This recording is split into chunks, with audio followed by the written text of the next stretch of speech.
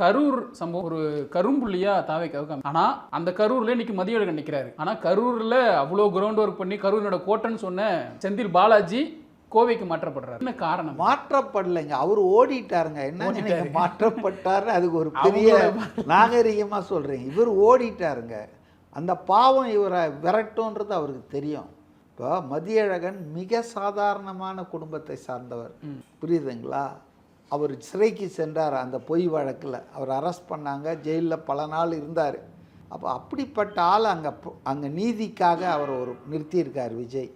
இந்த ஆள் பெரிய பவர் பாயிண்ட் ப்ரெசன்டேஷன்லாம் பண்ணிட்டு பண்ணார்ல, தாவேக்கா தான் இது காரணம்னு. இந்த ஆள் அங்கே நின்று இதுக்கு சண்டை போடலாம்ல, தாவேக்காவுக்கு பழித்திக்கலாம்ல. ஏன் நீ கோயம்புத்தூர் தெற்குக்கு ஓடுற?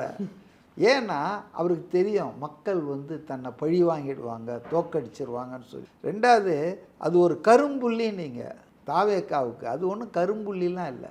தாவேக்கா தலைவனுடைய பிரச்சாரத்தை முடக்கணும், தடுக்கணும்னு செய்யப்பட்ட ஒரு சதி செயல். இது மக்களுக்கே தெரியும். கரூரில் இருக்கிறவங்களுக்கு நல்லாவே தெரியும் இது யார் பண்ணாங்க, எதுக்கு பண்ணாங்கன்னு. அதனால் கரும்புள்ளிலாம் கிடையாது. அவங்க நினச்சி தான் நடந்தது.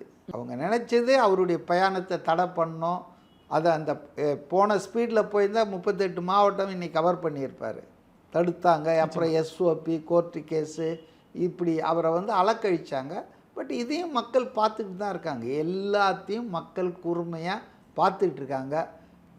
ஏப்ரல் 23 நல்ல தீர்ப்பு எழுதுவார்கள் என்று நான் நம்புகிறேன்.